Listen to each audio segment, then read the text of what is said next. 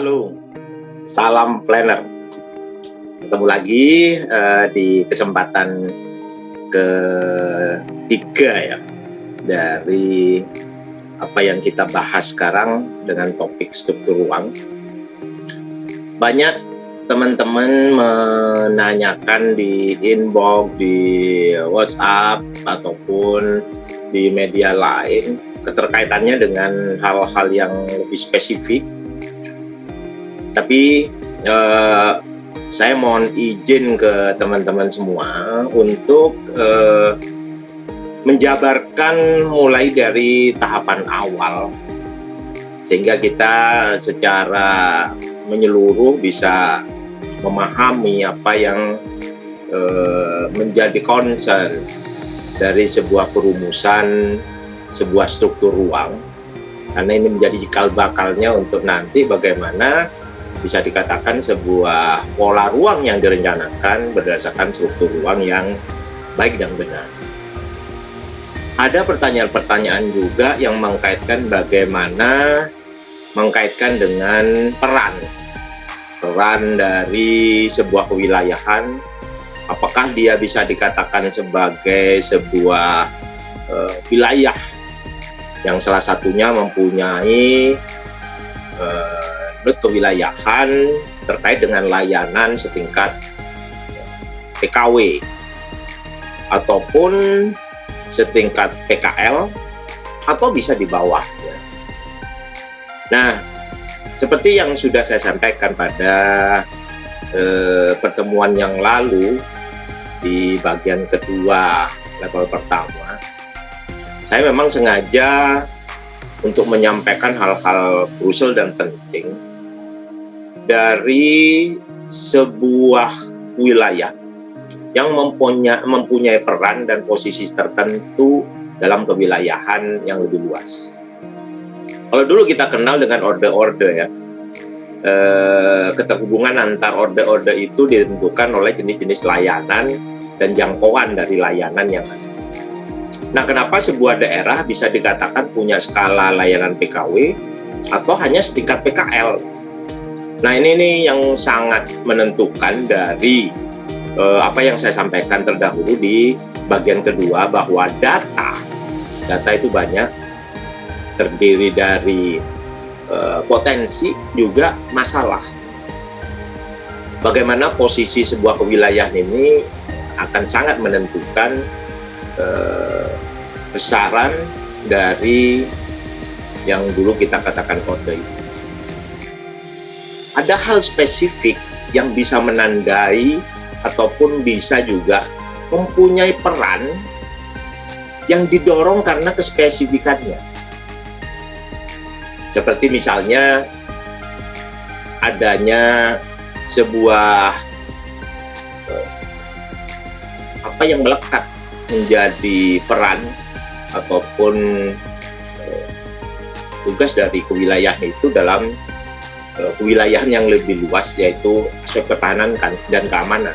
Apalagi di suatu wilayah tersebut ada sebuah wilayah yang sudah ditetapkan sebagai kawasan strategis pertahanan keamanan yang berhubungan dengan perbatasan negara. Izinkan saya untuk tidak membahas itu dulu. Itu nanti akan saya bahas lebih rinci di pertemuan keempat ya, bagian keempat.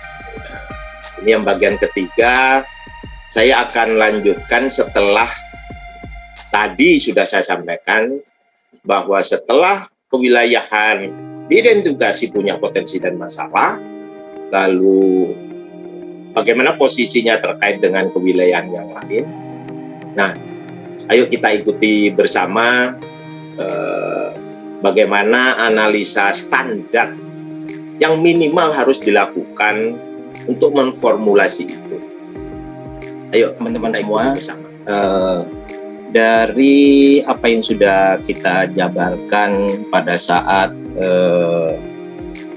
identifikasi fase 1 ataupun bagian kedua dari kegiatan yang kita lakukan untuk menjabarkan bagaimana sebuah struktur ruang kewilayahan itu terbentuk. kita belajar untuk sama-sama mengidentifikasi sebenarnya sejauh mana kita harus melakukan persiapan untuk analisa atau perumusannya. Yang pertama adalah kita mulai dari identifikasi kawasan terbangun dan non terbangun. Tapi yang terpenting kita fokus ke identifikasi kawasan terbangun. Identifikasi kawasan terbangun ini kita plotting berdasarkan apa yang ada di existing pada saat kita melakukan kegiatan perumusan ini ataupun analisa ini. Untuk kita kenali mana kawasan-kawasan dengan tingkat kawasan terbangun rendah, sedang, ataupun tinggi ini menjadi sangat penting karena kita nanti akan tahu seberapa besar, seberapa luas, seberapa terpengaruhnya sebuah identifikasi dari kewilayahan itu mengkaitkan dengan aktivitas dari masyarakat yang ada di suatu wilayah. Saya memakai contoh mungkin bisa jadi kawasan-kawasan yang lain juga. Ini kebetulan ada di Saburai juga. Yang kedua adalah mengkaitkan dengan identifikasi di mana lokasi dengan aktivitas skala pedesaan. Jadi di sanalah kita bisa mengeksplor luasan-luasan identifikasi kawasan pedesaan. Dan yang ketiga mengkaitkan dengan penetapan dari kawasan perkotaan yang ada di kawasan tersebut. Dari tiga hal tersebut saja sebenarnya kita sudah bisa identifikasi beberapa kaitan dengan node ataupun pusat-pusat pengembangan atau pusat-pusat kegiatan dari aktivitas yang ada di kawasan perkotaan ataupun pedesaan. Kita sudah barang tentu paham bahwa keterkaitan sarana prasarana, infrastruktur jika dikaitkan dengan kawasan perkotaan dan pedesaan ini kita sudah bisa mengidentifikasi mana keterpusatan ataupun keberadaan dari hegemoni ataupun berkumpulnya sebuah layanan ataupun sarana prasarana pelayanan dari masyarakat yang ada di wilayah tersebut. Jadi kita identifikasikan lokasi-lokasi tersebut berdasarkan indikator pengembangan wilayahnya. Lalu kita bisa ketahui di mana sebenarnya node pengembangan itu sebagai pusat ataupun subpusatnya.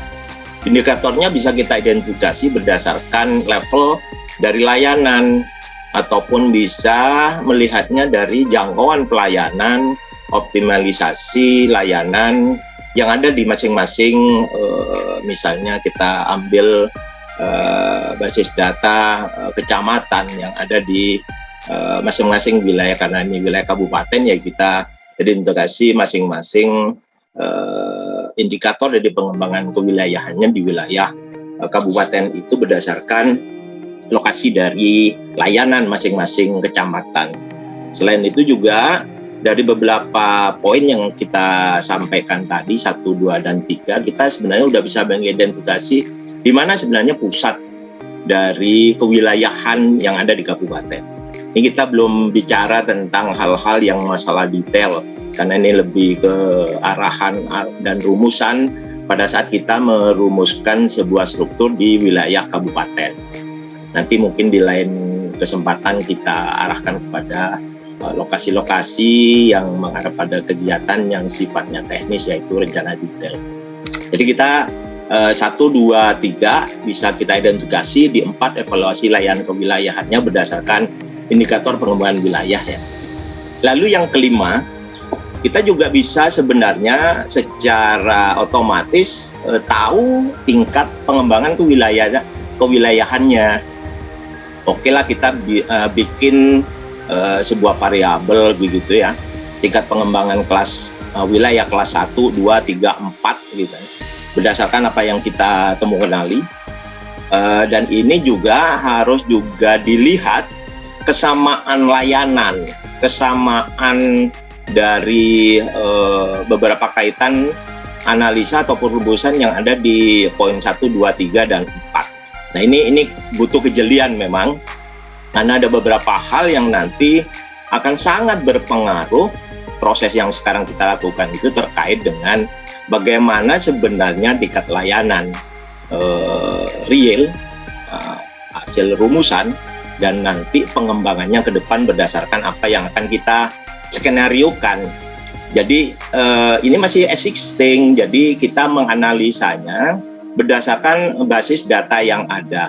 Belum kita masukin dengan bagaimana prospek ke depannya, bagaimana arahan pengembangannya berdasarkan isu strategis yang berkembang di wilayah yang kita rencanakan. Ini menjadi sangat penting untuk menemukan sejauh mana sebenarnya tingkat pengembangan kewilayahan dari masing-masing identifikasi yang sudah kita lakukan pada tahapan 1, 2, 3, dan 4 tadi. Pada hal yang selanjutnya, ini yang menjadi sangat penting. Ini tidak banyak dilakukan yang biasanya kita dalam melakukan kegiatan perumusan. Skala variabel pembatasan pengembangan wilayah berdasarkan variabel pembatasan itu bisa membantu kita sebenarnya. 1, 2, 3, dan 4 tadi sampai 5 yang sudah kita identifikasi layanan kewilayahannya. Kita lihat dulu skala pembatasan yang mengakibatkan sebuah kewilayahan punya peran dan fungsi untuk masing-masing skala variabel pembatasan. Jadi kita melihatnya, kalau kita perbesar dari skala variabel pembatasan kewilayahan yang kita temukan kali ini, jadi ada urusan-urusan yang mengkaitkan bagaimana nantinya sebuah kewilayahan akan dilakukan penilaiannya. Lalu kita benar-benar bisa mengetahui sebenarnya apa yang menjadi peran dari masing-masing wilayah yang kita identifikasi. Tadi kita sepakat untuk skalanya di tingkatan kecamatan dan pusat dari kegiatan-kegiatan ya, dari poin 4 yang kita jabarkan tadi, yaitu ukuran ataupun besaran ukuran perkotaannya. Sejauh mana sih ukuran perkotaan level dari 1 sampai 5 ini? Ya, kita bisa banyak melakukan teknik analisa, tidak hanya dengan cara ini hanya cara sederhana yang bisa kita laksanakan, bisa pakai rumusan dengan GIS misalnya, atau dengan memanfaatkan cara-cara ataupun metode-metode yang mengkaitkan dengan bagaimana tools di GIS itu bisa dilakukan. Misalnya dengan menggambarkan jauh mana jangkauan dari pusat pelayanan, lalu besaran pusat-pusat kegiatan, jangkauan pelayanannya, ketersediaan infrastruktur pendukungnya, lalu potensi unggulannya seperti apa, itu bisa dirumuskan atau